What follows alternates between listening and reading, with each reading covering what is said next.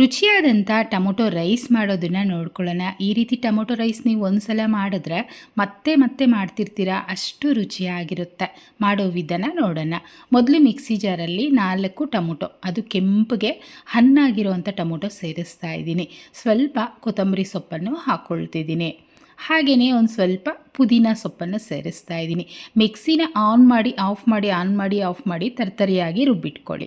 ನಂತರ ಕಡಾಯಲ್ಲಿ 4 ಸ್ಪೂನಷ್ಟು ಎಣ್ಣೆ ಹಾಕಿ ಬಿಸಿಯಾಗಿದ್ದೇನೆ ಸಾಸಿವೆ, ಅರ್ಧ ಟೀ ಸ್ಪೂನ್ ಜೀರಿಗೆ, ಒಂದು ಚಿಕ್ಕ ಪೀಸಷ್ಟು ಚಕ್ಕೆ, 2 ಲವಂಗ ಹಾಕ್ತಿದ್ದೀನಿ, 1 ಏಲಕ್ಕಿ, 1 ಚಕ್ರ. ಇದರಲ್ಲೇ 2 ಈರುಳ್ಳಿನ ಸ್ವಲ್ಪ ದೊಡ್ಡ ಸೈಜಲ್ಲಿ ಕಟ್ ಮಾಡಿ ಸೇರಿಸ್ಕೊಳ್ತಾ ಇದ್ದೀನಿ. ಈರುಳ್ಳಿ ನಮಗೆ ಚೆನ್ನಾಗಿ ಹುರ್ಕೋಬೇಕು, ಏಕೆಂದರೆ ಹಸಿ ಸ್ಮೆಲ್ ಹೋಗಬೇಕು.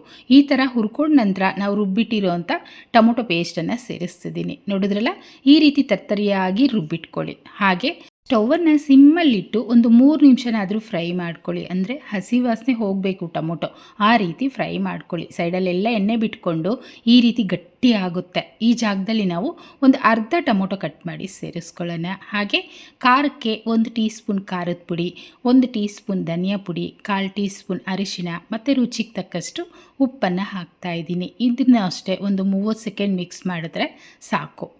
ಓಕೆ, ಗ್ರೇವಿ ರೆಡಿ ಆಯಿತು. ಈ ಗ್ರೇವಿನ ನೀವು ತೆಗೆದಿಟ್ಕೊಂಡು ಯಾವಾಗ ಬೇಕೋ ಆವಾಗ ರೈಸಲ್ಲಿ ಮಿಕ್ಸ್ ಮಾಡಿ ತಿನ್ಬೋದು. ಈಗ ನಾನು ರೈಸನ್ನು ಹಾಕ್ತಿದ್ದೀನಿ. ಚೆನ್ನಾಗಿ ಬಿಡಿ ಬಿಡಿಯಾಗಿದ್ದರೆ ಚೆನ್ನಾಗಾಗುತ್ತೆ. ಇದರಲ್ಲೇ 2 ಹಸಿಮೆಣಸಿನ್ಕಾಯಿ, 1 ಕಡ್ಡಿ ಕರಿಬೇವನ್ನು ಹಾಕ್ಬಿಟ್ಟು ಸ್ಟೌವನ್ನು ಹೈ ಫ್ಲೇಮ್ ಇಟ್ಟು ಕೈ ಬಿಡ್ದಿರ ಮಿಕ್ಸ್ ಮಾಡಬೇಕು. ನಾವು ಈ ಜಾಗದಲ್ಲಿ ಹೈ ಫ್ಲೇಮ್ ಇಟ್ಟು ಮಿಕ್ಸ್ ಮಾಡೋದ್ರಿಂದ ಬಿಸಿ ತಾಗುತ್ತೆ ರೈಸ್ಗೆ, ಆಗ ತಿನ್ನೋದಕ್ಕೆ ಸೂಪರಾಗಿರುತ್ತೆ. ನೋಡಿದ್ರಲ್ಲ, ಕಲರ್ ಅಂತೂ ಎಷ್ಟು ಚೆನ್ನಾಗಿ ಬಂದಿದೆ ಅಂತ. ಲಾಸ್ಟಲ್ಲಿ ಒಂದು ಸ್ವಲ್ಪ ನಾನು ಸಾಂಬಾರು ಪುಡಿ ಹಾಕ್ತಿದ್ದೀನಿ, ಒಂದು ಅರ್ಧ ಟೀ ಸ್ಪೂನಷ್ಟು. ಟೇಸ್ಟ್ ಸ್ವಲ್ಪ ಚೇಂಜ್ ಬರುತ್ತೆ ಅಂತ.